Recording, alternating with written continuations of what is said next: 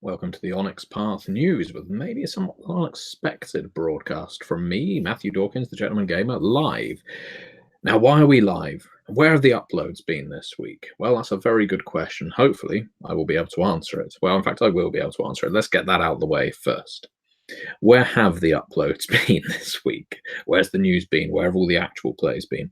Well, it all starts with a dodgy internet connection and a dodgy microphone. I think I've fixed the microphone now, but if I check the comments in a minute and find out that my voice is coming through like Darth Vader, it hasn't been fixed. So I would appreciate it if you're watching this live to actually tell me, are you... there you go. I just heard a bit of my voice and I sound crystal clear. I sound all right. So that's good. That's one problem sorted. That's why we didn't have an actual play at the beginning of this week. Contagion Chronicle was sadly disrupted by hardware issues.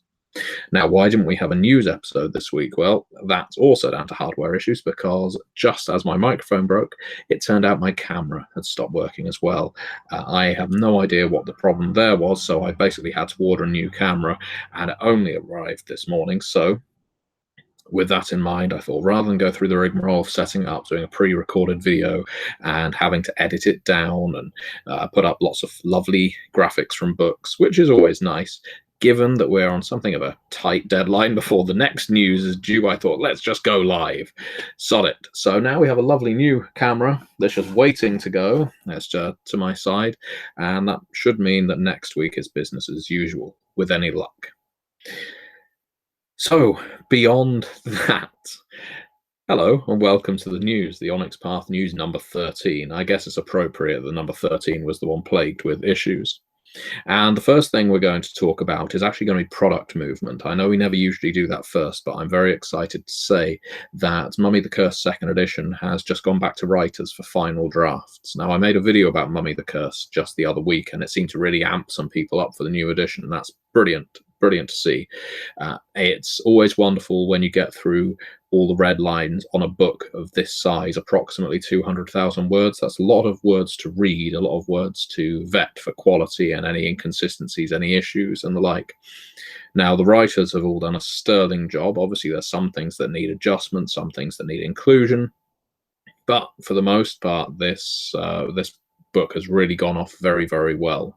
And a bit of a peek behind the curtain, when you're outlining a book like this, especially a core rulebook, you want to obviously include as many new ideas as you can, as long as they make sense within the framework of the game. So that's why we have things like the timeless element, those mummies appearing in a non-linear fashion throughout time in different eras. Why we have a new focus on immortals as antagonists from World of Darkness Immortals, blood bathers, soul thieves, or body thieves, I should say.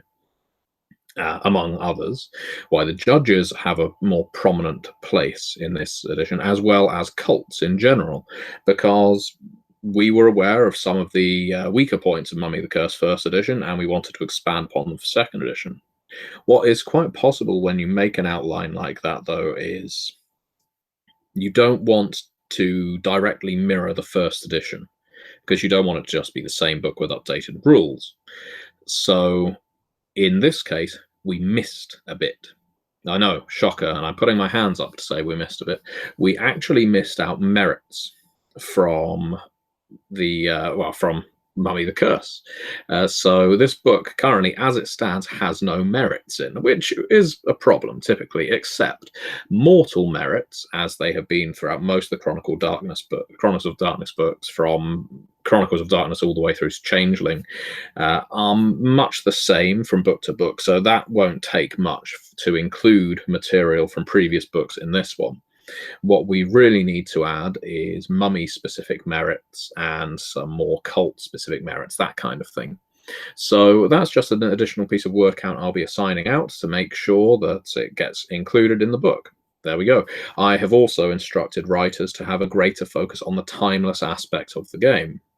When you're adjusting the context of a story, I guess, of a role-playing game, it's easy when you're a writer to focus on what you know and to expand on the details you currently have.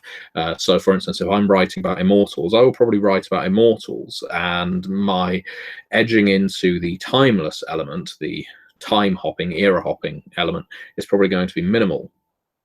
Through no fault of theirs, it's meant that the timeless element in first drafts has not been as great a focus as I would have liked. So what that requires from red lines is a little more of a push to go back to that kind of thing.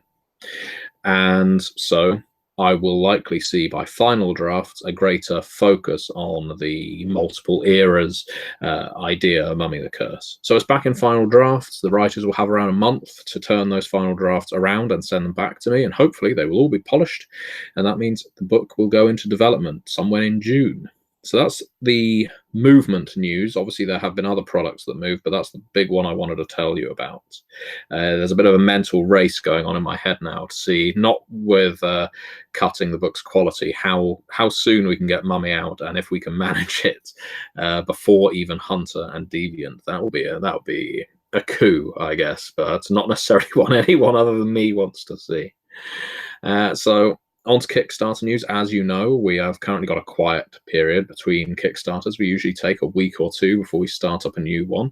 And the next one is going to be Pirates of Pygmaea, which I am very excited about. It's a book that I wrote on, but Eddie Webb developed, and it's just such a great deal of fun. Who doesn't love pirates? And especially when you can play dogs, cats, lizards, birds at sea with hats with feathers pluming from the top and wielding cutlasses, going yahar and swinging from ship to ship. I mean, that's the life. The life of a pirate is the life for me. So Pirates of Pygmaea will be coming up on Kickstarter soon.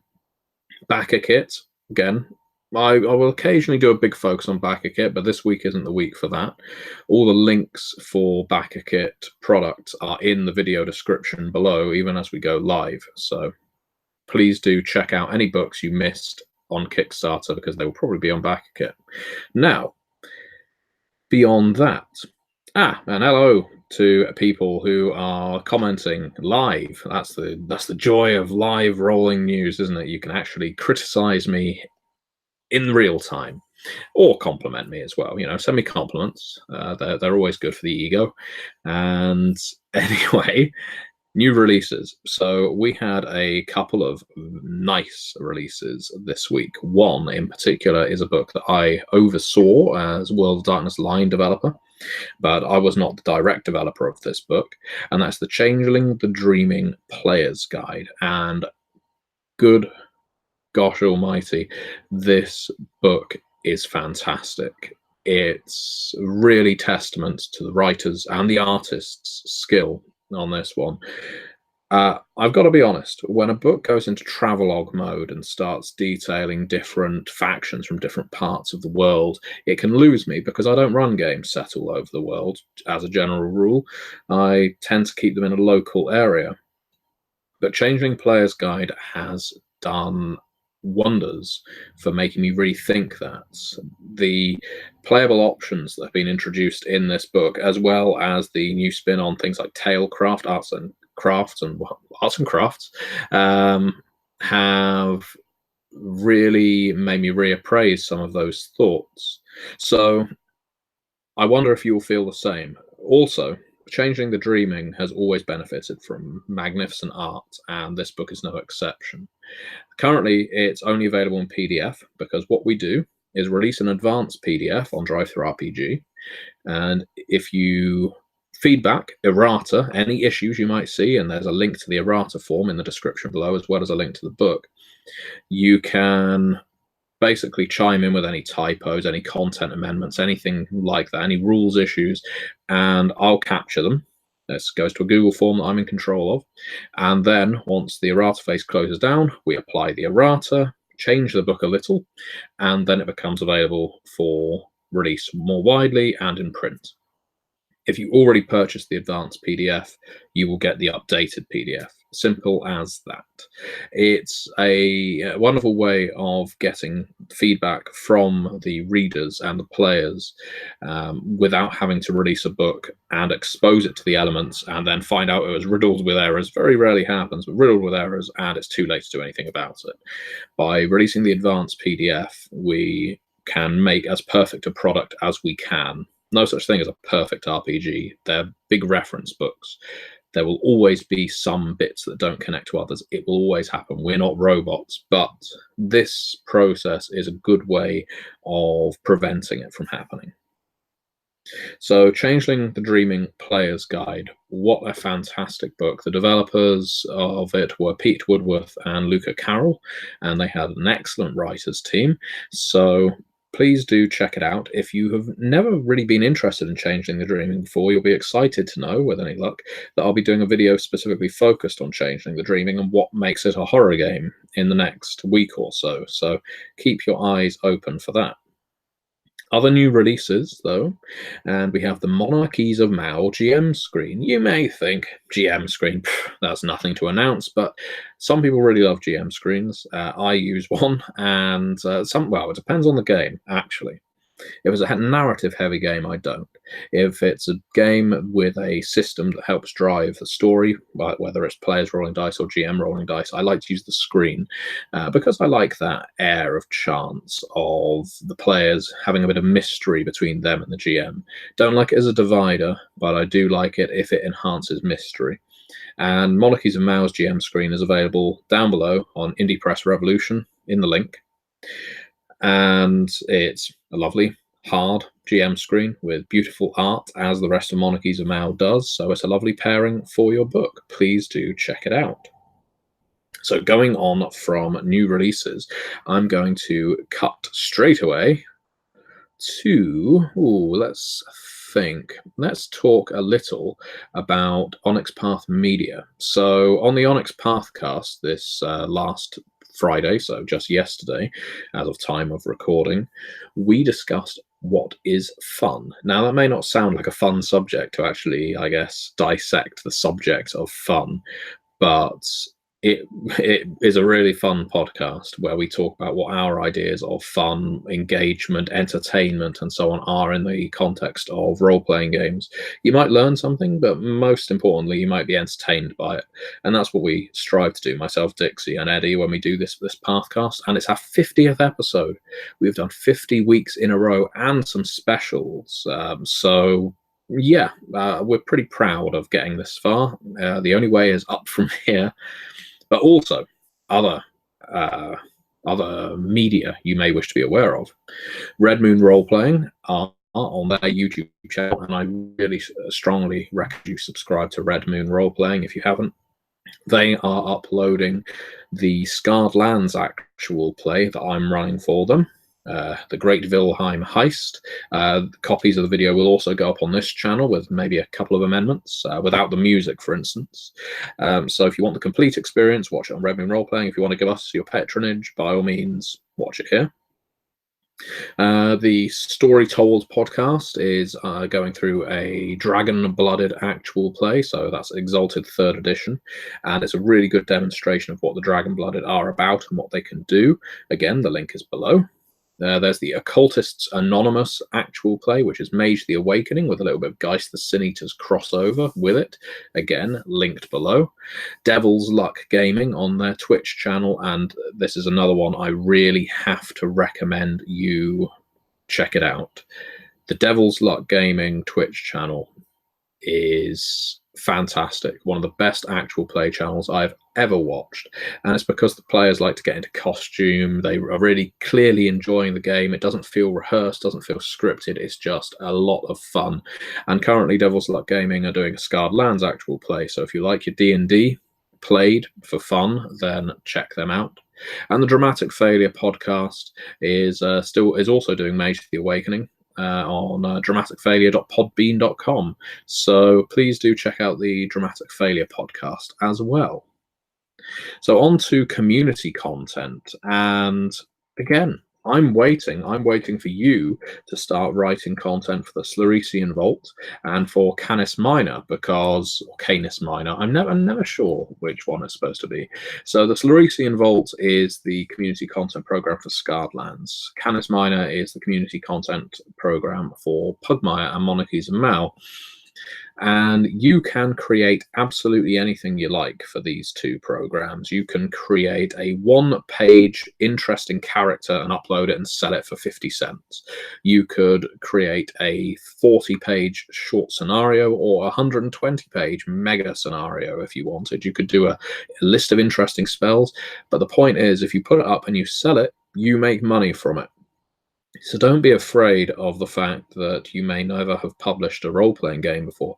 This is a fantastic way to get spotted by companies like Onyx Path as a contributor, as a writer who's reliable. If you can make yourself work to deadlines and produce a decent quality, and really what we're looking for are ideas here, product. It doesn't need to be perfectly laid out. It doesn't need the most wonderful art in the world. What we want to look for is someone who has initiative and puts ideas up on places like the Slurrysian Vault and Canis Minor, because it basically acts as its own reference. We can take a look at that product and say, hey, this is the kind of writer we want to hire for a future Pygmaea book. So I recommend it.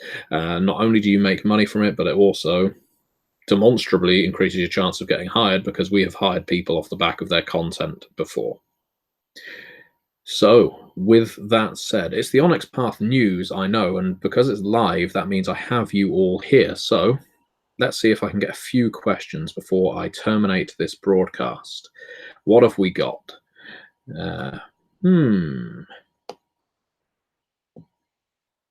So Dr. Revenant is interested in how Changing the Dreaming is portrayed as a horror game. Yes, I will be telling you exactly why I find Changing the Dreaming to be a horror game, not a horrible game. It's definitely the odd one out, I guess, of the World of Darkness line, because people tend to think it's a fairy fantasy game. And I don't say that in a derogatory manner. Every game has its place, but I think there's a hell of a lot more to Changing the Dreaming than just that. What else? Just wonder if they are birds and lizards versions or something brand new. In Pirates of Pygmaea, you have completely new playable races in Pirates of Pygmaea. So you have different kinds of birds, different kinds of lizards. So you have, as an example, for instance, two of the bird types. You've got parrots and I think crows. Off the top of my head, might be sparrows. I should know this. I've worked on it, but yeah, you've got different types of creature, like, and in the lizard category, snakes, geckos, I think, are there as well. So yeah, there's a nice range. James M says, any word on the production of the V5 Players Guide? Is it being developed by Onyx Path or Modiphius? The V5 Players Guide is a Modiphius project, so I can't comment on that, I'm afraid. Well, I am developing The Fall of London for Modiphius. This isn't a Modiphius channel. What kinds of enemies are there in Changeling? Asks Eduardo de Leon. Well, this is the kind of thing that I will go into in the upcoming video about Changeling, but there's everything from the rest of the World of Darkness, but there's also living nightmares, chimerical creatures. Bearing in mind, you are creatures that live off of dream, fantasy, hope, aspiration, and you kind of sap that out of people. You know, you can create your own dreams, or you can take other people's, and as a result of your magic, there's various mythical creatures that lurk just outside of the shadows, mythical to mortals, but very, very real to you. If someone believes in it, theoretically, it can exist in Changeling the Dreaming. You also have changelings that directly prey on people by causing them nightmares, by literally draining all their hope and inspiration from them. So yeah, there's a lot of range in Changeling, and of course the further into the dreaming you go, the more eldritch and cosmic it gets, the more bizarre it becomes, not dissimilar to in Well of the Apocalypse if you start jumping around in the planes of that game.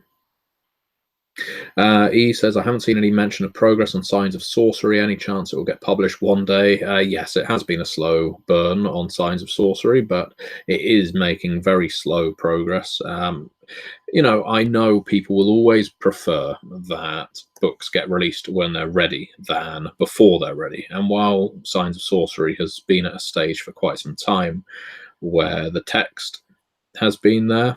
It's undergone a fair amount of review to make sure it's exactly what we want it to be. Mage the Awakening isn't the simplest of game lines, and there's quite a lot of spinning plates in it that need to stay balanced for the rest of the game to make sense. I know this all sounds a bit wishy-washy, but do trust me that Signs of Sorcery is taking its time because it deserves to have its time taken on. Good God, that was a bad sentence. And we just want it to be as perfect as it can be. So a couple of individuals have been reviewing it, Megan Fitzgerald and Dave Brookshaw among the writing team as well, just to make sure that it is exactly what we want from it.